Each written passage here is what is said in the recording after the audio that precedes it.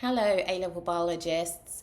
In this video, I'm going to be breaking down some of the reasons why students who are predicted A's and A stars might end up with a grade D or below.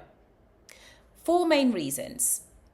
Number 1, you go straight to physics and maths tutor or save my exams for exam papers and then think that is revision. That is not revision. You actually have to learn the content on your specification first before doing exam papers.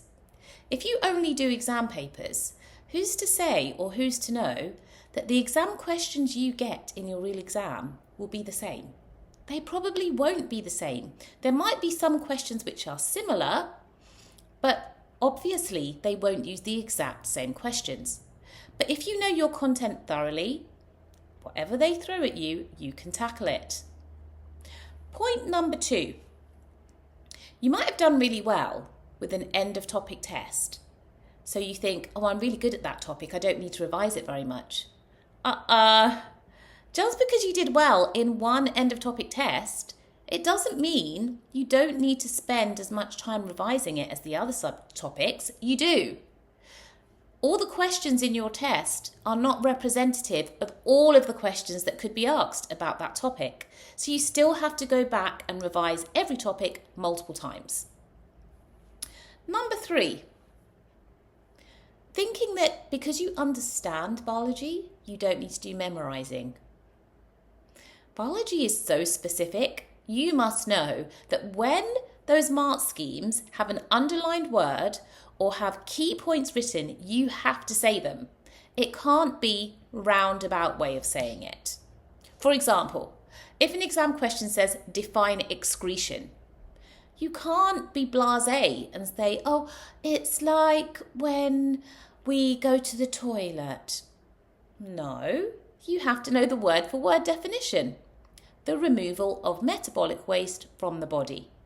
And if you're not learning all definitions and processes that accurately, you will drop marks in the exam.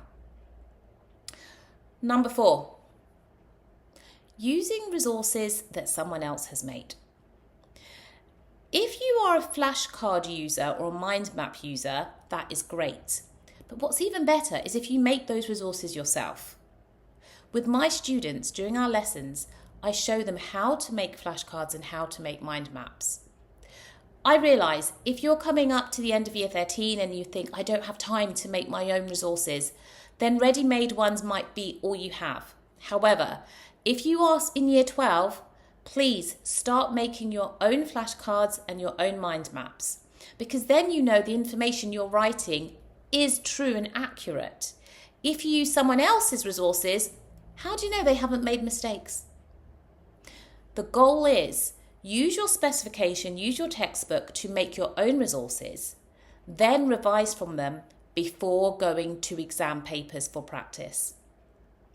I really hope you take these 4 points on board so that you are not in the position of having to resit A-levels or ending up with a grade that you don't feel you deserved. If you would like a video about a specific topic, leave me a comment or email me. All of my details are in the description box. Like and subscribe. I'm Davina. Bye.